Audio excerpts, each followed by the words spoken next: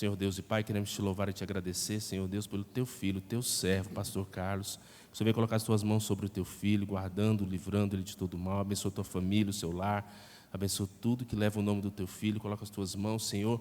Que o Senhor use o teu filho para falar aos nossos corações, que nós possamos sair daqui renovados, sairmos aqui, Senhor, capacitados para ouvir, obedecer a tua palavra e entendermos mais daquilo que o Senhor quer para nós. Queremos te louvar e te agradecer por estes momentos tão preciosos na tua presença. Em nome de Jesus, amém.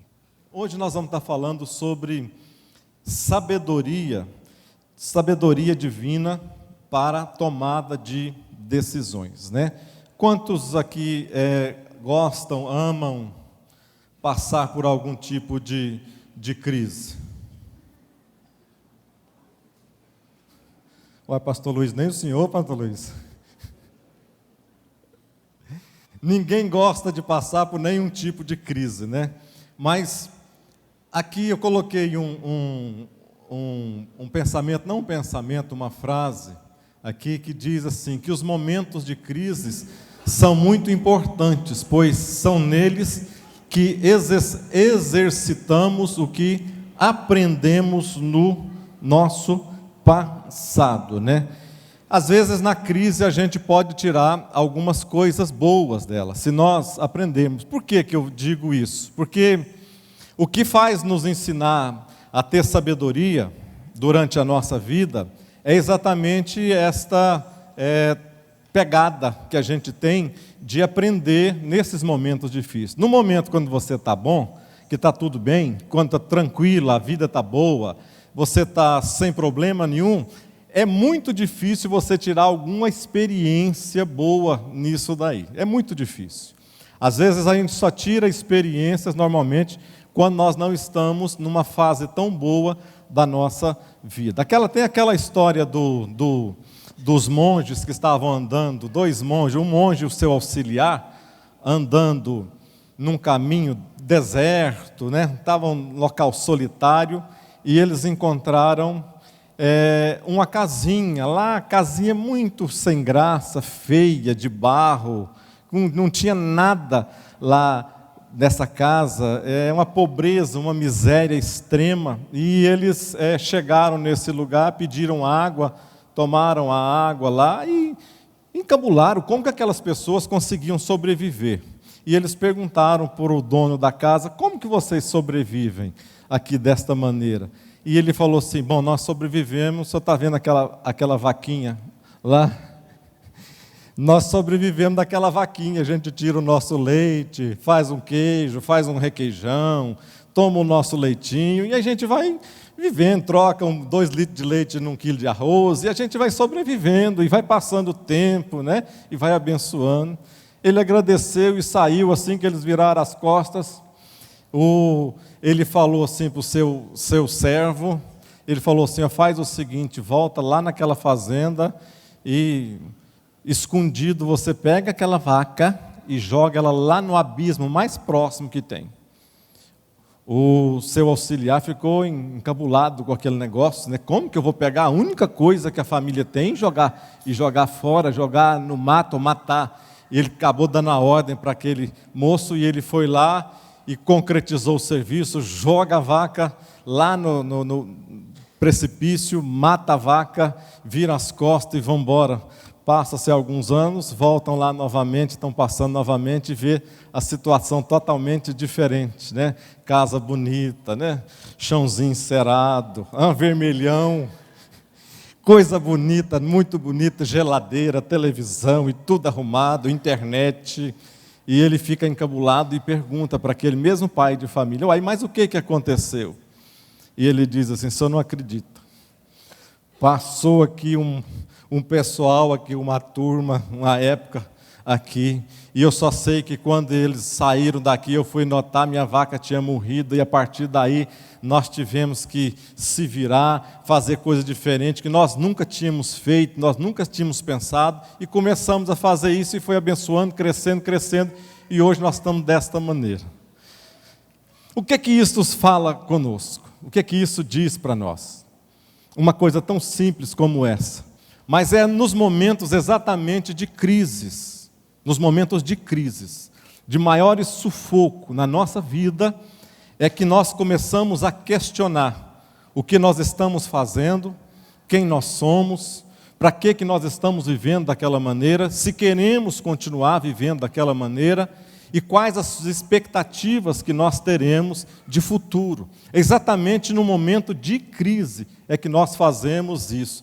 Eu estava vendo, porque imagina só, se a gente não aprender com crise, com momento de dificuldade, quando é que nós vamos aprender? Tem um ditado que diz que os sábios aprendem com os erros dos outros, né? Os ignorantes aprendem com os erros deles mesmos. E os idiotas não aprendem nunca, não aprendem com coisa nenhuma.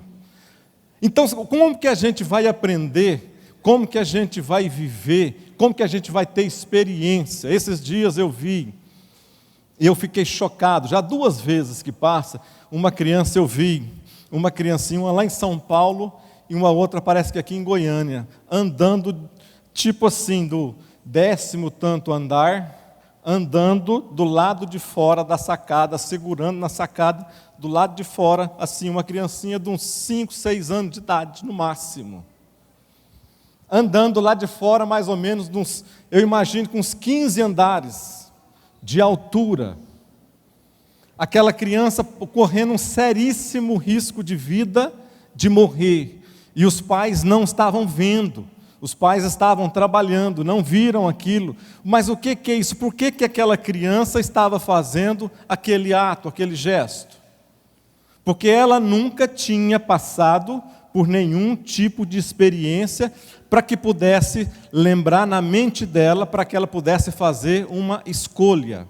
A nossa vida, nós fazemos, ela é toda feita de escolhas. E as nossas escolhas só serão boas se o aprendizado que nós tivemos no passado nos influenciar naquilo que nós estamos vivendo hoje. Aquela criança, exatamente, não tinha capacidade racional de decidir o que era melhor para ela, porque ela nunca tinha alguém falado para ela e nunca ela tinha passado por uma experiência. Então, nos momentos de crise, nós devemos aproveitar e tirar delas boas coisas de aprendizado para a nossa vida. Quantos estão entendendo?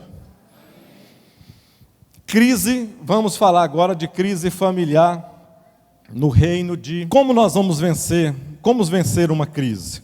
Como que nós vamos vencer uma crise? Eu achei essa figurinha interessante.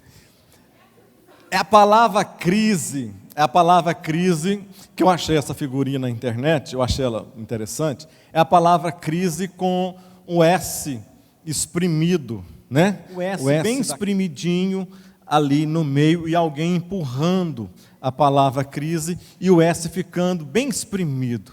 Por que eu achei isso interessante? Porque exatamente disso que nós falamos, acabamos de falar aqui.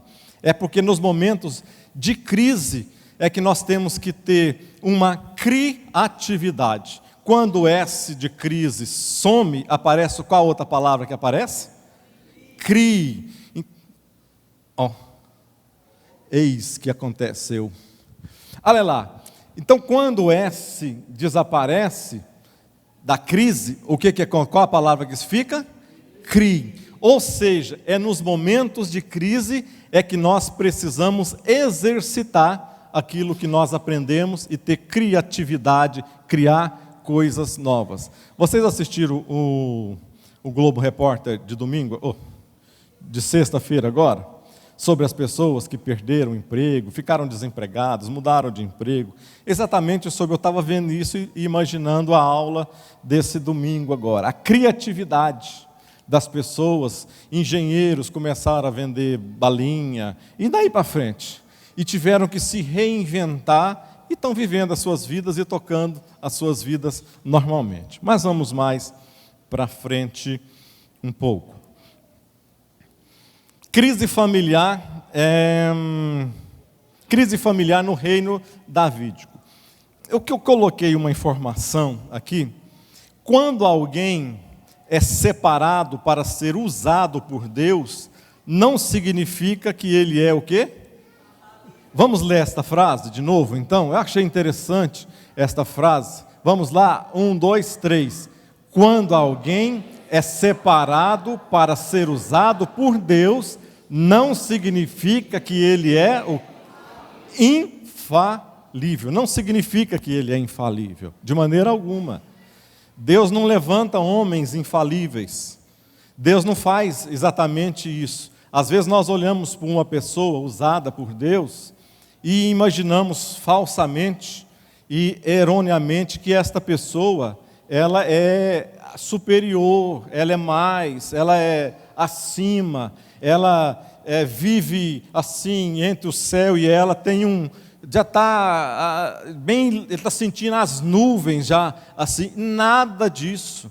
Nós somos exatamente iguais, cada um de nós temos as mesmas lutas, as mesmas dificuldades, ansiamos às vezes pelas mesmas coisas e passamos às vezes pelas mesmas provações na parte de Deus. Quando Davi foi separado por Deus,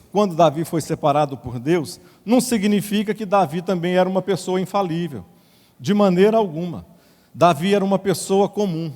Hoje eu resolvi dar uma descascada em Davi aqui, e também em Salomão, né?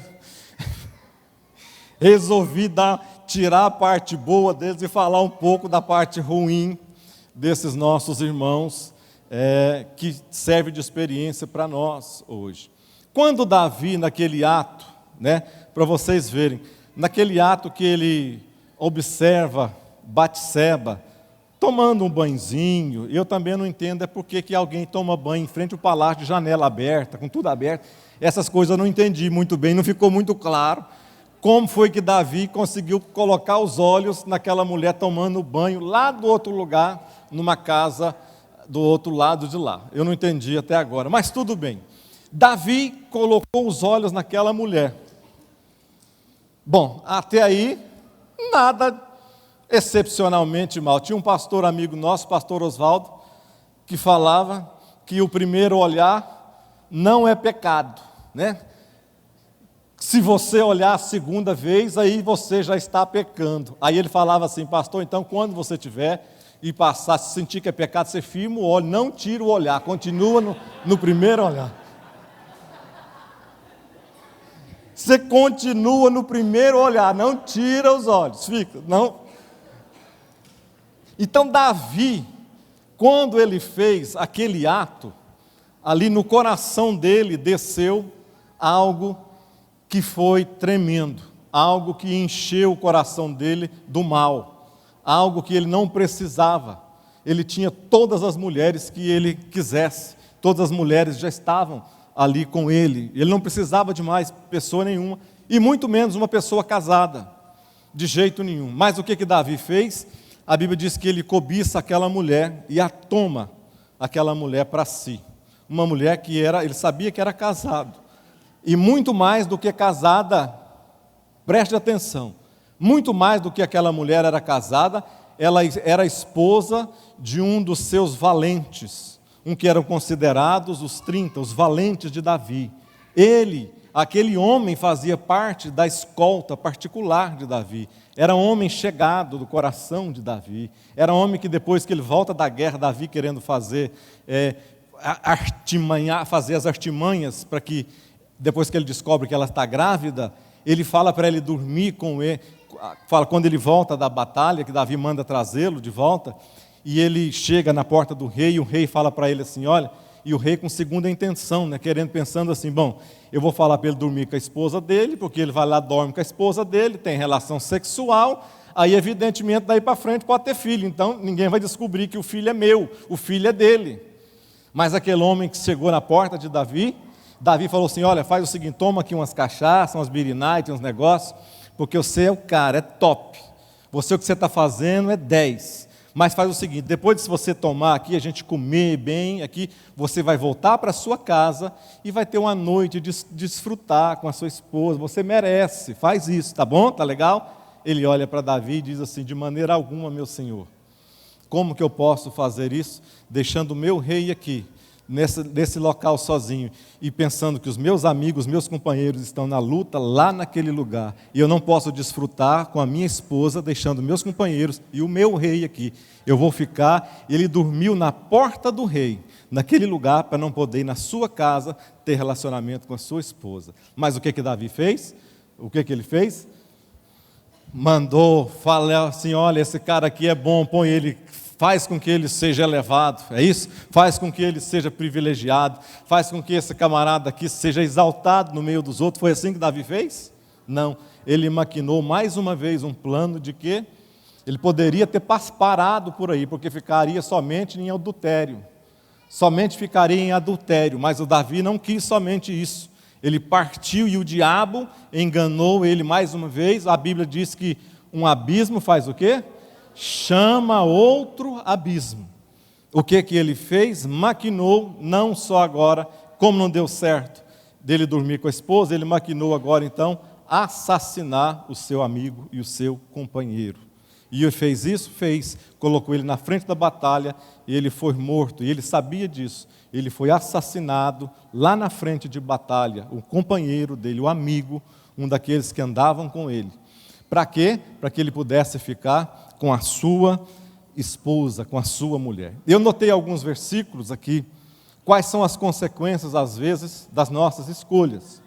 De uma dessas escolhas, e é o que nós vamos estar falando, dessa crise familiar no reino davídico, foi exatamente por essa escolha que Davi fez de tomar a mulher do seu amigo e assassinar o seu amigo. Quando o profeta chega para Davi e fala para ele, o profeta Natã, e coloca o dedo no nariz de Davi e diz algumas palavras para ele, você sabe, mas o que me chamou a atenção foi o que o profeta, da parte de Deus, falou para Davi. Preste atenção. Segundo Samuel 12, do verso 10 ao verso 12, diz assim: agora, pois, não se apartará a espada jamais da tua casa, porquanto me desprezaste e tomaste a mulher de Urias o heteu para ser tua mulher. Assim diz o Senhor: eis que suscitarei da tua própria casa o mal sobre ti, e tomarei as tuas mulheres perante os teus olhos, e as darei a teu próximo, o qual se deitará com elas perante o sol, porque tudo o que você fez em oculto, eu farei este negócio perante todo Israel, perante a luz do sol. Ou seja, Davi fez uma escolha, e não fez uma escolha boa, não fez uma escolha legal. Quando ele faz esta escolha, e Deus faz essa promessa na vida de Davi, faz essa promessa que estaria levantando guerra, que ele pagaria o mal que ele fez. Não, mas ele veria esse mal com seus próprios olhos, ele veria isso. A Bíblia diz que começa, logo algum tempo depois, a Bíblia diz que um dos seus filhos, Aminon, começa a fazer o quê? Ele vai e estupra a sua irmã, a sua meia-irmã.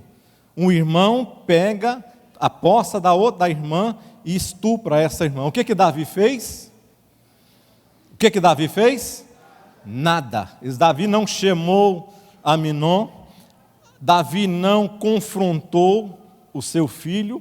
Por que eu estou levando agora para esse lado familiar, desse lado que crise, está falando se é crise familiar? O que eu estou dizendo é o seguinte: Davi foi um bom rei, Davi foi um bom executivo, Davi foi um bom guerreiro, foi um bom general, foi um profeta, foi um homem de Deus, foi um ungido de Deus, foi um homem que a Bíblia chega a dizer que foi um homem segundo o coração de Deus. Mas Davi não era infalível. Ou seja, o que aconteceu na vida de Davi nos alerta hoje que se aconteceu com Davi, pode acontecer com qualquer um de nós. Qualquer pessoa também pode acontecer com ele. Então, esse homem que foi bom em todas as áreas, os meus olhos saltam, talvez nesta manhã, para te mostrar que ele foi um péssimo exemplo de pai. Ele foi um pai ausente. Ele foi um pai que não teve tempo para os seus filhos. Ele foi um pai que não educou corretamente, adequadamente os seus filhos. Aqui diz, a Bíblia diz que ele então mata, o Aminon estupra a sua irmã Tamar, a irmã de Absalão, e Davi, durante 2 anos, um ato desse que era digno de morte, e a Bíblia já diz, lá em Deuteronômio, que esse ato era digno de morte. Davi pega o seu filho e não faz nada, o filho fica escondido durante 2 anos, e Davi não manda alguém, Davi sabia onde que ele estava, Davi não manda ninguém falar nada, Davi não confronta Aminon, não faz nada. O que acontece? Absalão, outro filho de Davi, vendo aquilo que estava acontecendo na sua casa, e o pai não tomava providência nenhuma a respeito da sua irmã que foi estuprada por um outro irmão dele, e viu que o pai não fez coisa alguma, Absalão colocou no coração dele, já que Davi não faz nada, eu vou pegar e fazer justiça com as minhas próprias mãos a respeito de Aminon. O que ele faz? Depois de 2 anos que esse Aminon fica fugido, e Absalão então propõe no coração de matar Aminon. E ele faz uma festa e ainda diz para o pai, isso depois de 2 anos. Ele diz para o pai que ia chamar Aminon. O que o pai achava? O pai sabia as intenções, e a Bíblia, quando você vai vendo que Davi sabia das intenções de Aminon, já de matar o filho. A intenção de Absalão de matar Aminon. O que Davi faz? Exatamente nada. Absalão faz essa festa enganosa, chama as pessoas, chama os irmãos dele ali, faz aquela festança, mata os bois, mata tudo ali, e não acontece nada. O que acontece então? Absalão mata o seu irmão Aminon. O que Davi faz, mais uma vez? Nada, exatamente nada. Passam mais 3 anos, agora é Absalão que vai para a casa do avô dele, fica lá na casa do avô dele, Davi sabia, Davi não chamou, não confrontou, não fez nada, não tirou nada que valia para Absalão. Depois de mais 2 anos, a Bíblia diz que Absalão começa a tentar reaproximar do pai, começa a morar a poucos metros da casa do rei, poucos metros da casa. Alguns falam que chega a 700 metros da casa que Absalão começa a morar, e fica mais 2 anos morando lá, e não acontece nada. Davi também não chama o filho. E depois desses 5 anos dele desaparecido, um dia eles encontram, o que Davi faz? Dá um beijo simplesmente em Absalão, como se tivesse todas as coisas tivessem resolvidas através de um simples beijo daquilo ali. Aquilo ali revoltou toda a população, revoltou as pessoas que eram próximas, e aí começa então outra tragédia a acontecer. Joabe, que era o general de Davi, coloca no seu coração de assassinar também, matar o filho do próprio rei Absalão. E Absalão, vendo que o pai não fazia nada, falou que,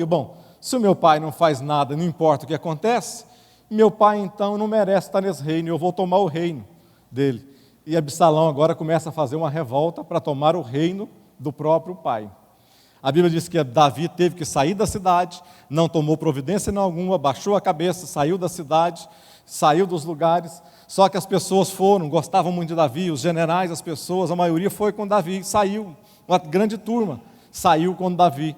E lá na frente, os próprios generais, não Davi, se levantam então e vão guerrear contra Absalão para tomar o reino de volta. E nesta guerra que eles intentaram contra Absalão, a Bíblia diz que Absalão começa a correr do pessoal de Davi, do exército de Davi, e nessa corrida que ele estava, ele vai correndo e montado numa mula, e a Bíblia diz que ele tinha os cabelos muito grandes, voaçantes, e quando ele está fazendo essa corrida ali, ele passa debaixo de uma árvore, e os seus cabelos entrelaçam nos galhos da árvore, e a mula continua andando, e ele fica pendurado ali naquela árvore.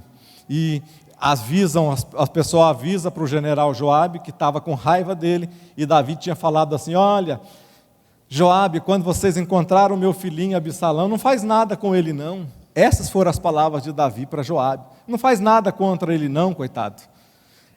Só que Joabe, quando vê agora Absalão naquela situação, pendurado na árvore, fazendo rebelião contra o seu pai, a Bíblia diz que ele pega 3 flechas e mata então o filho de Davi, Absalão. O que isso às vezes nos leva a crer? O que isso nos faz, uma história como essa, e às vezes a gente é conhecido e conhece as partes boas das pessoas, e às vezes a gente não conhece as partes ruins das pessoas. É porque Deus não deixa coisa alguma encoberta. Tudo que está na Bíblia, mesmo que sejam mentiras, não é mentiras que a Bíblia dá, é mentiras que os homens fazem, é Deus dizendo que ninguém é perfeito, não existe uma pessoa que é perfeita neste mundo. O que nos torna um pouco parecidos com aquele que nos salvou é a nossa dependência extrema de Deus, a minha dependência e a sua dependência de Deus, para nós dobrarmos os nossos joelhos e dizer para Deus: Deus, eu não sou nada, eu sou o pó, se não for o Senhor na minha vida, eu não sei o que faço, não sei as decisões que tomo, e provavelmente as decisões que eu posso tomar possam ser coisas erradas. Quantos querem cada vez mais ser dependentes de Deus aqui? Diga amém. A velhice de Davi. Não havia um padrão muito definido para escolher o sucessor. Nem sempre era o mais velho. Davi tinha o direito de indicar o seu sucessor.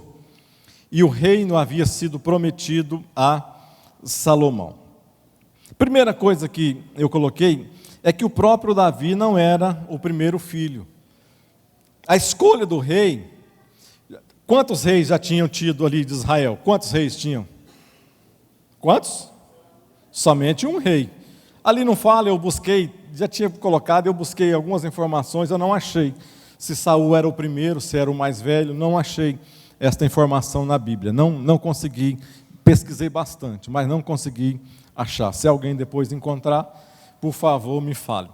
Mas eu não achei dizendo que Saul era o primeiro, porque foi o próprio Deus quem escolheu Saul, lá no meio das malas, escondido lá nas bagagens, correndo da presença de Deus. Mas quando ele chega para escolher Davi, Davi também não era o primeiro, não era o mais velho, não era o filho mais excelente.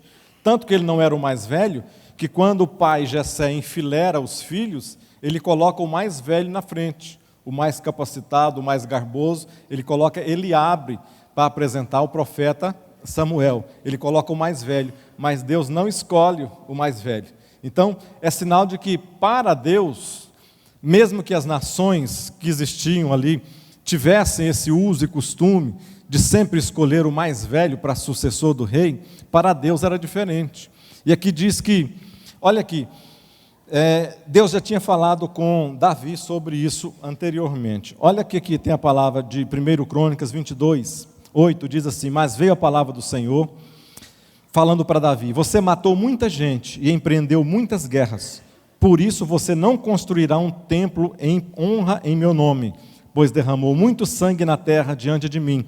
Mas, olha aqui, você terá um filho que será um homem de paz, e eu farei com que ele tenha paz com todos os inimigos ao redor dele. Seu nome será Salomão, e eu darei paz e tranquilidade a Israel durante o reinado dele. É ele que vai construir um templo em honra do meu nome. Eu serei o seu pai, e ele será o meu filho, e eu firmarei para sempre o trono do reinado dele sobre Israel. Ou seja, Deus já tinha no coração, não o mais velho. Aqui eu coloquei os nomes das pessoas aqui, mas eu acho que eu não vou nem... Davi teve 17 filhos, 17. Salomão talvez fosse o quarto ou o quinto filhos nessa... Davi teve 4 filhos lá em Hebrom, quando ele reinou durante 3 anos, e teve os outros 13 filhos lá em Jerusalém, de várias mulheres, várias concubinas e várias pessoas, fora os outros que a gente não sabe, os filhos das concubinas, as irmãs, que não é citado, a não ser Tamar. A única que é citada é Tamar. Mas logo de início aqui Deus ama Salomão, porque logo que aquele filho do pecado nasce, aquele filho com Batseba nasce, e ele morre, aquele menino morre, o filho do pecado. Lá em 2 Samuel 12, 24, diz assim: depois Davi consolou sua mulher Batseba e deitou-se com ela, e ela teve um menino a quem Davi deu o nome de Salomão. E a Bíblia complementa dizendo assim: e o Senhor o amou. Ou seja, quem foi que escolheu Salomão? O próprio Deus escolheu Salomão. Salomão também era uma pessoa perfeita? Sim ou não? Claro que não era. O que significa Salomão? Você vem de uma raiz da hebraica que fala de paz, alguém que tem paz ou alguém que é pacífico. O profeta Natan deu outro nome para ele, deu o nome de Gedidias, amado de Deus, né? Aquele que é amado da parte de Deus. Vamos mais para frente um pouco aqui. O tempo não passa, o tempo não para.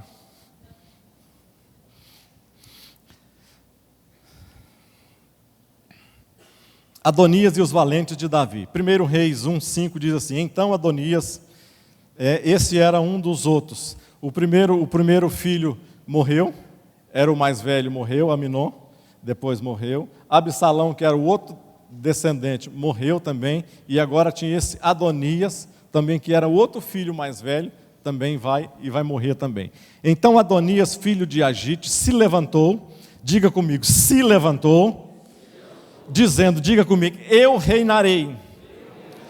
E diz aqui a Bíblia, e preparou carros e cavaleiros e 50 homens para que corressem com ele. Ou seja, já que o negócio estava bagunçado na família de Davi, então qualquer um dos filhos queria se levantar para se tornar rei. E aqui diz aqui que Davi já era homem de 70 anos, já era alguém com 70 anos de idade. Só que ainda continuava a não tomar as decisões necessárias para que pudesse o reino ficar normalmente. Davi estava deixando as coisas acontecer, estava deitado numa cama, estirado numa cama, doente, esperando a morte chegar, e não tomava a decisão de quem que era o rei, quem que ele colocaria no rei. Aí o que acontece? Esse Adonias, que foi a Dilma foi um impeachment, né? Mas esse Adonias também aqui foi o primeiro impeachment que tem na história, é sobre Adonias. O camarada tenta tomar o reino do pai de novo, mais uma vez, outra pessoa, outro filho de Davi, tenta tomar o reino na marra, reúne as pessoas ali, tenta tomar o reino, e aí acontece uma questão boa que o profeta entra e começa a falar com a mãe de Adonias. Eu coloquei um versículo aqui, quando está dizendo aqui que esse camarada Adonias se levantou e disse, eu reinarei. Olha o que Isaías 13:14 diz assim, tu dizias no seu coração, eu subirei ao céu, acima das estrelas, exaltarei o meu trono, no monte da congregação, me assentarei nas extremidades do norte, subirei acima das mais altas nuvens e serei semelhante ao Altíssimo. O que tem de pecado aqui nesse negócio de Adonias? Foi que ele simplesmente ensoberbeceu o seu coração. Com arrogância, ele quis levar o trono na marra, pegar o trono que não tinha sido definido ainda, e esse Adonias se levantou. Somente quem se levantou desta maneira e usando essas mesmas palavras foi o texto que eu acabei de dizer aqui, foi Satanás. Isso às vezes serve de exemplo para nós, que muitas pessoas, às vezes, na própria igreja, preste atenção, às vezes na própria igreja, ninguém intitula ela de alguma coisa, e ela luta pelo poder de ser intitulado presbítero, de ser intitulado diácono, de ser intitulado evangelista, de ser intitulado missionário, de ser auto-intitulado pastor. E se na sua igreja, às vezes, ele não consegue, mesmo lutando muito por isso, ele não consegue, aí ele muda para outras igrejas e tenta ser bispo, apóstolo, e daí para frente. Alguém se auto-intitula, às vezes até mesmo abre uma igreja e se auto-intitula alguma coisa. Isso aí vem de Deus? Não. Por quê, pastor? Porque não tem cobertura espiritual. tudo aquilo que funciona corretamente, mas, melhor dizendo, nem tudo que parece que funciona corretamente vem da parte de Deus. Nem tudo parece que está sendo funcional, vem da parte de Deus. Pastor, mas está crescendo, lá tinha 20 pessoas, agora está com 100 pessoas. E daí, isso não significa que está de acordo com a vontade de Deus. Câncer cresce do mesmo jeito, e não é lá uma coisa boa, não. Não é verdade, irmãos? Então, qual foi o erro desse Adonias? Ele era um filho mais velho. Ele tinha colocado no coração que o negócio era para ser ele. Era dele. Mas ele não conversa com seu pai. Não troca uma ideia com seu pai. Ele quer tomar o reino do pai à força. Mais para frente um pouco. E nós já vamos, logo vamos estar encerrando. Crise familiar no reino de Davi. 3. A atitude de uma mãe em meio à crise. Esta mulher aqui, Batseba, é a mesma do pecado, lá com Davi, teve um papel importante na sucessão do reino. Ela tomou a atitude certa, na hora certa. Não sei se foi o pastor Luiz que deu aula aqui na semana passada. Quem que falou? Não, foi a pastora Tereza, que falou sobre Esther, não é isso? Falou sobre Esther. Esther, quando foi colocada no reino, aquela mulher, ela tomou uma atitude que, às vezes, nós precisamos tomar atitude, porque Deus nos coloca naquele momento para tomarmos aquela atitude. Eu coloquei o texto aqui de Esther, quando Esther não queria tomar posição a respeito do povo de Deus, que ia ser morto, o homem de Deus, Mordecai, falou para ela desta maneira, falou assim, olha, está lá em Esther 4,14, diz assim, ó, se você porventura ficar calada nesta hora, socorro e livramento surgirão de outra parte para os judeus, mas você e a sua família certamente morrerão. E aqui ele complementa dizendo, quem sabe se não foi para um momento como esse que você chegou até aqui, a posição de rainha. Ou seja, às vezes Deus nos coloca em determinados lugares por pouco tempo, porque às vezes naquele lugar que nós estamos, às vezes você está no emprego hoje, um emprego que você não, às vezes não dá nada por ele, às vezes você está numa empresa, às vezes que você não está sentindo, que é o seu lugar ali naquele momento, mas às vezes você não está tendo a observância daquilo que Deus está falando no seu coração a respeito de determinadas coisas, porque às vezes Deus te colocou nesse lugar ou naquele lugar com um propósito definitivo, com um propósito definido, melhor dizendo, e os seus olhos ainda não estão abertos para aquilo que você tem feito. E quando você descobrir isso, não temas de estar tomando as posições corretas e as posições certas, mesmo que às vezes isso vai fazer com que você saia daquele lugar, saia daquela empresa, saia de tudo que está falando ali, às vezes de você. Às vezes tem um dos deputados, eu acho ele extravagante, um dos deputados que tem lá. Eu acho ele até mesmo extremista, mas ele, todas as vezes que ele pega a tribuna para falar, ele fala primeiramente, ele fala pelo menos 5 minutos de Deus, primeiro. As pessoas zombando dele lá embaixo, as pessoas rindo dele lá embaixo, ele pega a Bíblia dele, a Bibliona preta, grande, abre a Bíblia, lê um versículo, prega alguns minutos naquele versículo, somente depois ele começa a falar aquilo para que ele pediu a palavra. Eu não sei se ele pediu a palavra para falar, para pregar, ou se ele pediu a palavra para falar alguma coisa, que eu nunca vi nenhum projeto dele, nunca vi nada relevante de projeto dele. Mas uma coisa eu sei, ele não nega o motivo dele estar ali naquele lugar, naquela câmara, naquele local ali. Então nós não devemos de maneira alguma nos envergonhar. Esta mulher aqui, ela teve um papel importante, essa Batseba.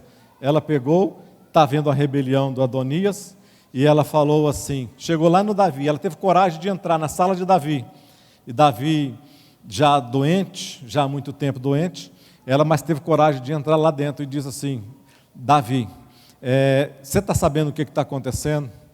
Adonias está querendo tomar o poder, e você não, a partir da parte de Deus não tinha falado para você que esse reino não era para Salomão? Sim, por que você não toma posição então, e faz alguma coisa? Porque se você não fizer nada, Adonias vai começar a reinar. Você está escutando o barulho de festa? É Adonias fazendo festa, se consagrando como rei lá fora. Então essa mulher teve uma coragem de fazer algo diferente que poderia custar a sua própria vida ali. A entrada dela naquele lugar do rei. O que eu quero dizer com isso? Amados irmãos e irmãs que aqui estão, nós somos crentes não é à toa. Nós somos crentes não é porque nós recebemos um nome, algo que marcou a nossa vida com o nome de crente, não. Mais do que crente, nós somos cristãos. Nós somos cristãos, pessoas, pequenos cristos, ou pessoas que servem a Deus, que servem ao Senhor. Ou seja, a partir desse momento, sempre vai aparecer uma oportunidade para nós, de nós estarmos falando o motivo da minha fé, o motivo da sua fé para as pessoas. Quando isso acontecer, não se esconda, não se deixe esconder atrás da sua posição, atrás daquilo que você é, daquilo que você tem, daquilo que as pessoas, não se envergonhe de dizer quem você é, porque a partir do momento que você não se envergonhar, Deus não vai se envergonhar de você também, aonde você estiver, e tudo que você falar com esta fé, no nome de Deus, Ele vai te honrar aonde você estiver. Quantos creem desta maneira? Amém.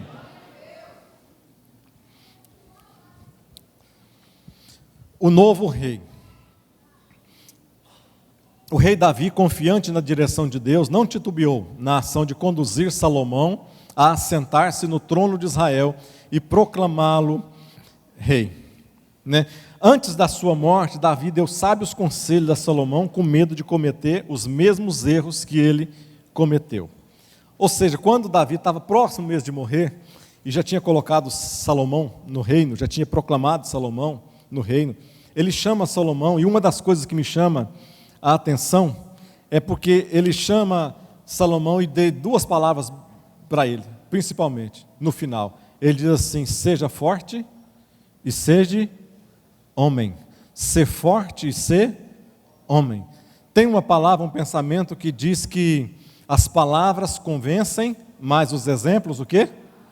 Arrasta, Ou seja, é como se alguém que está te ouvindo, olha aqui, escuta o que eu estou falando. É como se alguém dissesse assim: olha, fala mais alto, porque as suas ações, os seus atos não estão me deixando escutar. Então fala mais alto para ver se me convence, porque o que você está fazendo, está falando extremamente mais alto do que aquilo que você está me dizendo através da sua boca. Ou seja, as nossas palavras podem convencer, mas os nossos exemplos faz o quê? Arrasta. Vamos dizer esse pensamento? Vamos dizer, as palavras convencem, os exemplos arrastam. Esse camarada Adonias tentou de novo, e ele acabou sendo morto agora nessa próxima rebelião que ele fez, quando Salomão entra. Ele é morto pelo próprio Salomão, que dá ordem para matá-lo. Então, Adonias, ou seja, mais uma vez um outro irmão mata um outro irmão. Salomão teve 3 fases na sua vida, preste atenção, e nós vamos encerrar aqui. Salomão teve 3 fases na sua vida. Teve a sua fase da sua adolescência, quando ele pega o reino. Salomão, ninguém sabe mais ou menos quando é que Salomão começa a reinar, mas a gente fazendo alguns paralelos, vê que Salomão pode ter começado a reinar de 17 anos até 25 anos, que é o máximo. Entre 17 e 25 anos ele começa a reinar, ou seja, era um jovem. Então, quando ele era jovem, foi que o pai dele o chama e fala para ele: ser forte e sede homem, nesse momento. Então ele começa a reinar. Ele começa a reinar durante 4 anos, é que ele começa a construir o templo que foi dado a Deus a Davi, e que Davi não foi proibido por Deus, e que agora Salomão vai construir. Então Salomão teve 3 fases na sua vida. Teve essa fase da juventude, e foi quando ele escreve o livro de Cantares, Cantares de Salomão.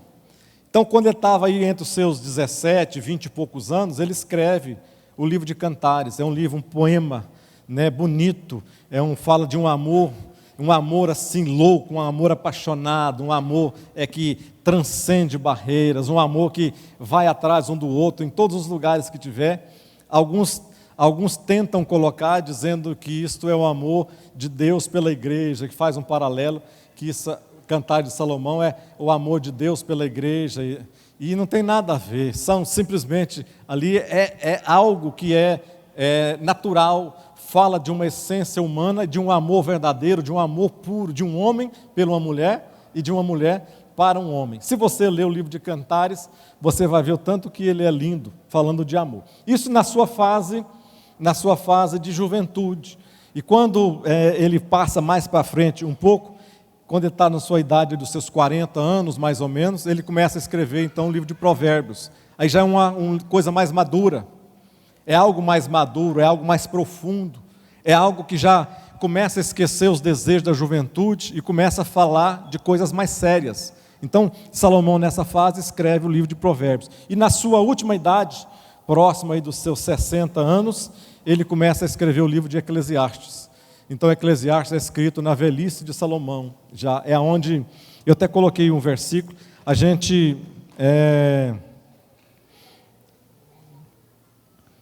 Salomão dizendo aqui, embora o jovem deva desfrutar da sua juventude, está lá em Eclesiastes 11, 9 e 10, ele vai prestar contas a Deus. O que ele escreve em Eclesiastes 11, 9? Foi o que eu coloquei aqui. Ele diz assim: alegre-se, jovem, na sua mocidade, seja feliz o seu coração nos dias da sua juventude, siga por onde o seu coração mandar, até onde a sua vista alcançar, mas saiba que por todas estas coisas Deus te trará a julgamento. Ou seja, aqui já era um homem maduro. Eu acredito que Salomão foi salvo, claro que eu acredito que Salomão foi salvo. Eu acredito que ele fez muita miséria, fez muita coisa errada. Eu vejo a vida, quando a gente começa a ler, não é só coisas boas que Salomão fez, mas ele fez muita coisa errada. A Bíblia lá em Deuteronômio 17, diz que era proibido aos reis a juntar muito dinheiro, a juntar muitos animais e a juntar mulheres. Salomão fez o quê? Segue o exemplo do pai. O pai tinha muitas mulheres, e o pai ainda fala para ele na beira da morte, diz assim: rapaz, ser forte, mas seja homem. Ele entendeu o negócio, e entendeu o negócio ao pé da letra. O que Salomão fez? Pegou 300 mulheres e 700 concubinas. 1000. Imagina 1000. O reino dele estava indo bem, estava indo tudo totalmente bem. Ele pega essas 1000 mulheres, tinha que construir uma casa para cada uma, tinha que levar a família para morar junto, e Salomão começa a fazer tudo isso. Olha como que aconteceu. Ele demorou 7 anos para construir o templo, 7 anos para construir aquele templo maravilhoso. Ele demorou 13 anos para construir a casa principal da sua amada, da sua escolhida. 13 anos ele demorou para construir essa casa. O que aconteceu? Foi passando-se o tempo, ele gastando dinheiro. Imagina, você todo Natal, imagina você todo Natal e Ano Novo ter que dar presente para as mulheradas, toda 1000. Quanto sogro, quanta sogra, quantos cunhados, quantas cunhadas. Imagina o negócio. 1000 famílias morando por sua conta.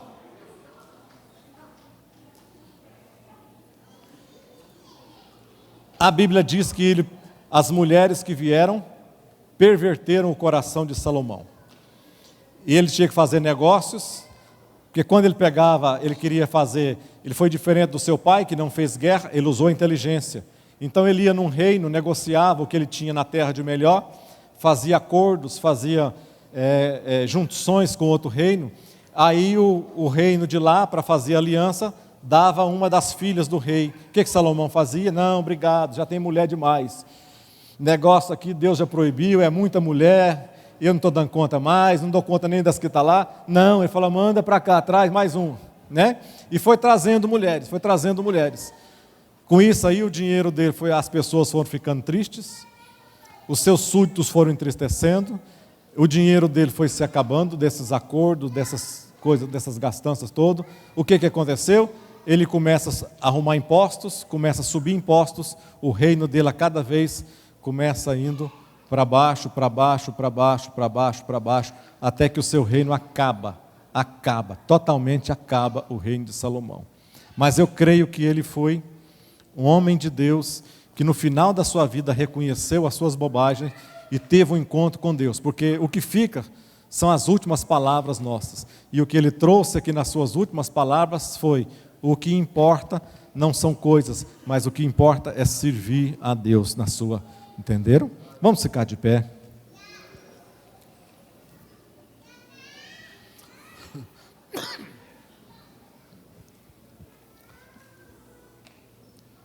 Hoje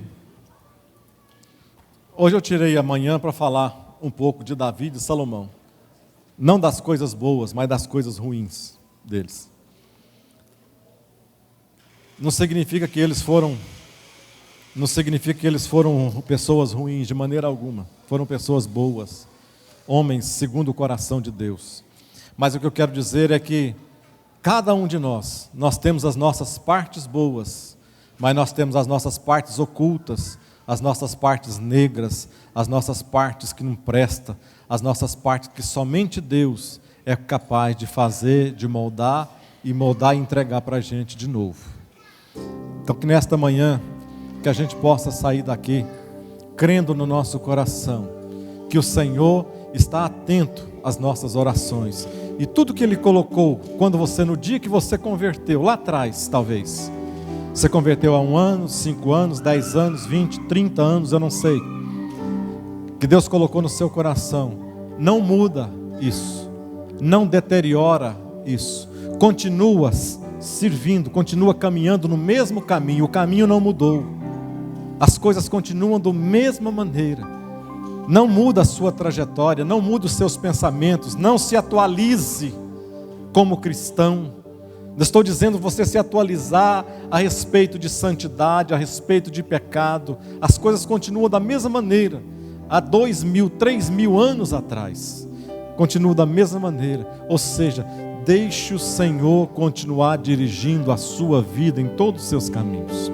Amado Deus, te louvamos nesta manhã, te agradecemos por tudo que o Senhor tem feito, tem executado na nossa vida. Ó Deus, nós caminhamos de maneira como nós temos caminhado, de cabeça erguida, ó Deus, com os nossos olhos brilhando, é porque o Senhor ainda continua a habitar na nossa vida. Nós somos o teu vaso, ó Deus, nós somos vasos do Senhor, o óleo que está em nós, ó Deus, é o que tem de mais precioso, e nós não podemos quebrar esse vaso, e o óleo se perder durante a caminhada nossa. Nos abençoa, como o Senhor tem nos abençoado, abençoa os teus servos, abençoa que possamos, ó Deus, nesta caminhada, crescer, ter experiências, e que essas experiências possam nos levar a lugares cada vez melhores e maiores, longe do mal, longe de afastar da tua presença, longe das agruras de Satanás na nossa vida, longe de todo o mal, Senhor. Faça-nos desta maneira, é o que te pedimos, em nome de Jesus Cristo. Amém. Amém. Que Deus vos abençoe em Cristo Jesus.